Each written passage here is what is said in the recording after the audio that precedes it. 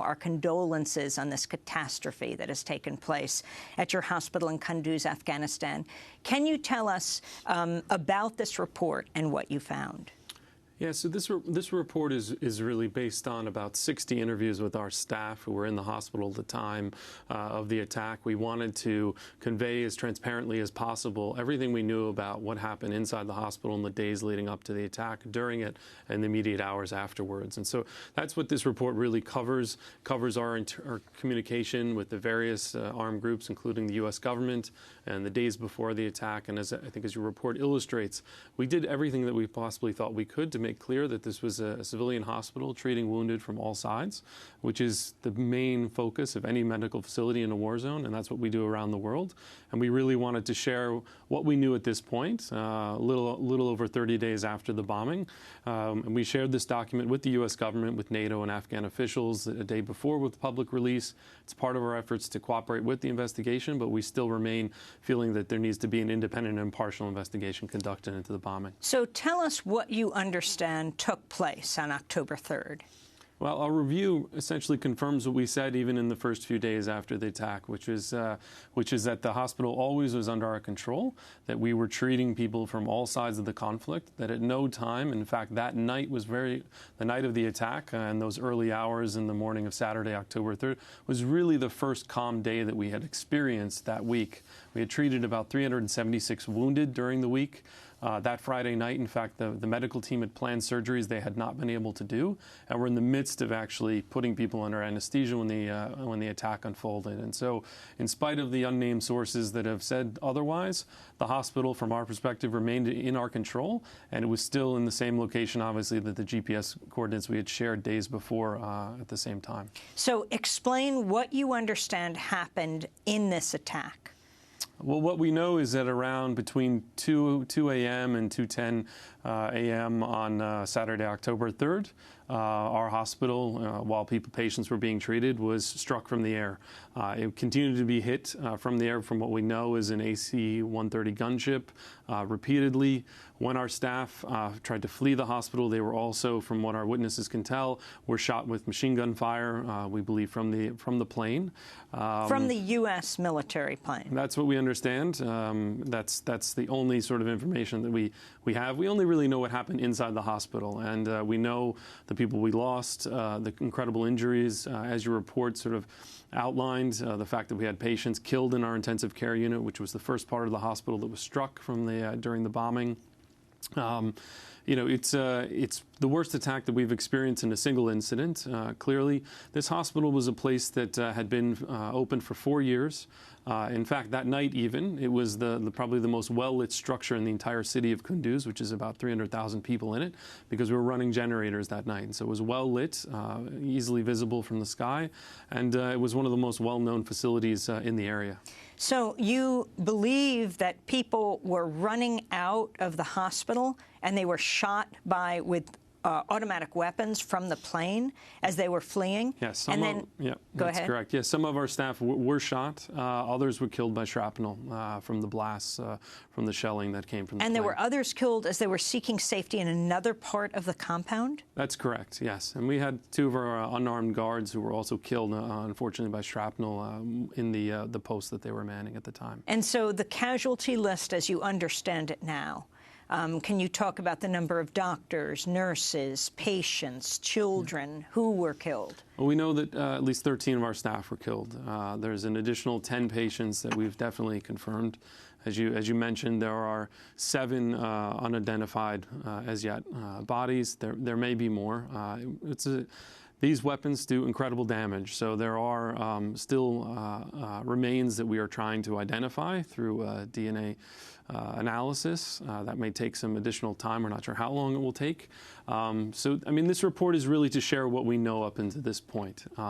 It's really based on a comprehensive review of all the information we could have from those debriefings of our staff, as well as some of the patients that we were able to talk to. And it's, for us, it's a comprehensive timeline from what happened inside the hospital in the 5 days before and during and after the attack. What remains to be seen is what the U.S. government and others will report happened and led to essentially them deciding to target, which was a well-functioning, well-known hospital full of patients and staff, up to 200 patients and staff at the time of our attack. And what our main question is, how is it that so clearly a civilian structure like that could lose, at least potentially in the eyes of combatants, its status as a protected facility? At a press briefing on Thursday, White House spokesperson Josh Earnest was asked about the latest regarding the investigation into the bombing of the Médecins Sans Frontières, the Doctors Without Borders hospital in Kunduz. I don't have an update at this point on the timing of when that investigation will be completed. But the Commander-in-Chief has indicated that he expects a full accounting of what exactly occurred. And he's got a high degree of confidence that that's what he'll receive. The other thing that the Department of Defense has made clear about this investigation is that it will consider a series of potential human errors, failures of process, and technical malfunctions that may have contributed to the mistaken strike. And I think that's an indication from the Department of Defense that they take very seriously their responsibility to conduct this thorough investigation. And so while we certainly are eager to understand all of the facts, I also don't want to be in a position of rushing the investigators who are taking their jobs very seriously. That's White House spokesperson Josh Earnest. Are you satisfied with the U.S. response, Jason Cohn? Well, they're supposed to conduct this investigation. This is standard protocol anytime civilians are killed in a war zone like Afghanistan. So they're doing everything we would expect them to do. And I think what we'd like is for an independent and impartial group. In this case, we called for the International Humanitarian Fact-Finding Commission to do this work, to conduct an investigation. We want to look at this through the lens of international humanitarian law. As a humanitarian organization, we work in places like Afghanistan and Syria and Yemen and other places with the understanding that the facilities that we run should be protected places as long as we hold up our end of the bargain, which is treating everyone who comes and making sure that weapons are left at the door of our hospitals. And that's what we do consistently. It's what we did in Kunduz and what we expect. And we asked, that's why we're looking for the U.S. government to essentially accept another investigation into this and to be recognized that the laws of war are important, they should be respected, and no one is above them. And who are you demanding should investigate? So what we've asked originally several days after the bombing was this International Humanitarian Fact-Finding Commission. It's based in Bern, Switzerland. It was created out of additional protocols to the Geneva Conventions. It's existed for about 24 years. Unfortunately, it has not been used yet. Its main role is to, and it's been empowered under the Geneva Conventions, to look at breaches of international humanitarian law. That's why we went to this body. We felt that it was the most appropriate at the time. We've asked all 76 countries that are signatories to that convention to sponsor our call for this investigation. We've also had about nearly 500,000 people who've signed petitions supporting that same call around the world. So we feel like there's a strong reason for this commission to be allowed to do its work. Now it really rests on the consent of the U.S. and the Afghan officials to allow that to happen. Jason Cohn, do you believe the U.S. military attack on your hospital, the MSF hospital in Kunduz, is a war crime? It's going to be a war crime if it, knowing that our hospital was a civilian structure. It should have never lost that status. We were always communicating its location. It's a responsibility of the warring parties to be able to distinguish between civilian and military targets. From our perspective, they failed to do so. We were given no warning before the attack. That's also a precondition. This isn't about intent. There's been a lot of discussion about whether or not this was a mistake. This is not necessarily the threshold that has to be crossed for this to constitute a grave breach of international humanitarian law. If the military fails to distinguish between military and civilian targets, as is the case from our standpoint, from everything we know, then they're guilty of breaching IHL humanitarian law. And that's something that needs to be looked at and needs to be questioned by an international independent commission. Who did your group, Doctors Without Borders, give the GPS coordinates to, and how often did they give those coordinates? We frequently shared them. I mean, keep in mind this hospital has not moved its position in 4 years. As a precondition of opening the hospital, we negotiated with both the U.S., Afghan, NATO, as well as opposition forces of the Taliban. We received the support of all of those groups to operate this hospital. And part of that was sharing our GPS coordinates with the various parties. We shared them as recently as September 29th. That was to reinforce the fact that we knew that things were happening. There were additional bombings that were starting to take place, and that we were told that that was the best way to ensure the protection of our facility. We reaffirmed to U.S. officials both in Washington and in Kabul that we're continuing to operate, that we're continuing. We had nothing to hide. We were treating people on all sides, including women and children, not just combatants. And that's what we're supposed to do. We kept up our end of the bargain, and we were very transparent about what we were doing there in Kunduz. The Afghan government's responsibility here, you feel? Of course, this is their country. They have to be responsible as well, and we've had a dialogue with them. When we shared the report beforehand, we shared it also with the Afghan government. We had my colleague Christopher Stokes. He had meetings with the Afghan president as well as other officials, explaining what's the content of the report. We shared it openly with them. We expect that they would hope to continue to do that with us as well. Their key we hope to be in Afghanistan for a long time. We still operate a number of hospitals in other very contentious parts of the country, and how they react to this report and how they share their own findings is really key to us to be able to stay in the country. Do you feel that this hospital was deliberately targeted by the U.S. government? We're having a hard time believing at this point that it was just a mistake. It's very difficult for us, but we want to be confronted with facts that would tell us otherwise. We've shared everything we can to know up to the point of when the bomb started to fall. What do you think could be their reason? Honestly, I have no idea. I mean, it's very difficult to anticipate how they could justify bombing a structure that had 200 people inside of it, many patients. 2 of the children who burned to death were in our ICU. They were being treated. It's just an egregious attack. We want answers. We're still asking for them.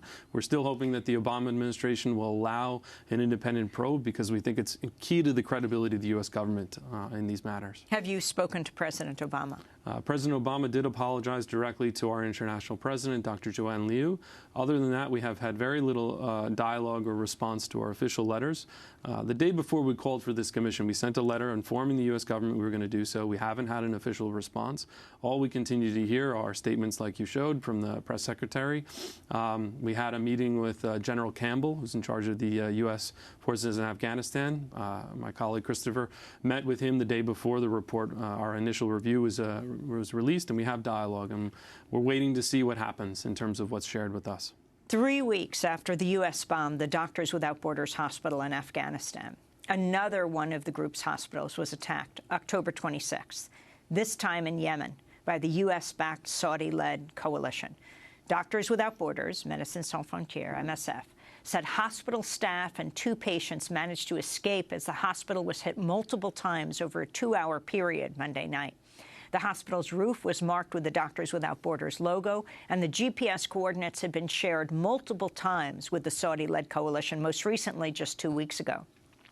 Doctors Without Borders' Mergadich Terzian described the damage. Since the beginning of the last conflict, only coalition forces planes are capable to organize strikes and military strikes in the country. The other belligerents, they don't have planes circulating in Yemen. So we have no doubt that the coalition forces bombed Haidan district, and they bombed as well our hospital. So this is 3 weeks later, another country, Yemen. Talk about what happened to this hospital and where in Yemen it happened. Well, it happened in Haidan, which is in Sada area. It's like many hospitals. We've treated about 15,000 wounded in Yemen since the start of fighting, heavy fighting back in March. Somewhat the difference between what happened in Kunduz and what happened in Haidan is the fact that really there's been no limits on the war in Yemen. Schools have been bombed, gas stations, everything is really been within the remit of the coalition bombing. Some of that has essentially been rubber stamped because of a UN security resolution that was passed a number of months ago, which really gave sort of carte blanche for the coalition to do as they will. There's the problem of the bombing, but there's also the blockade that's happening, which is preventing enough goods from getting into the country. The country is very dependent on imports for everything from food, even just the gas to run the wells that are needed to get the water.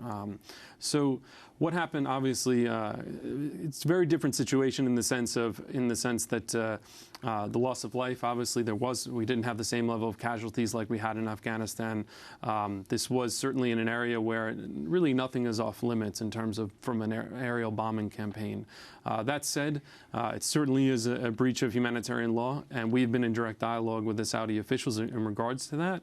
They've unfortunately changed their story several times, as we saw actually in the case of Kunduz the very first few days after the bombing.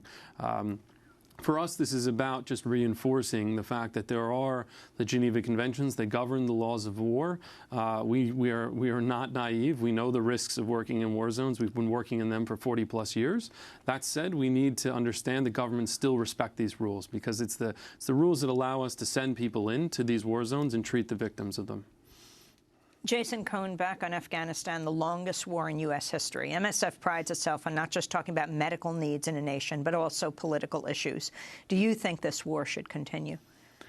That's not for us to decide. That's really for the parties to figure out and answer that. We're not a peacemaking organization. We're here to treat the victims. We're doing that in a number of countries, another number of parts of the countries, as are many other humanitarian groups. We know the needs are quite huge. Not that long ago, even before this incident, we had issued a report showing that the real lack of access to health care, particularly for people who are far away from some of the main provincial capitals, the difficulties that people in day-to-day find to get basic access to health care. One of the hospitals we run in Coast is a maternal health program. We deliver dozens of children every day in that hospital. There's an incredible need for emergency obstetrical care, incredible need for pediatric care. We see just a vast amount of needs in Afghanistan for women and children across the country.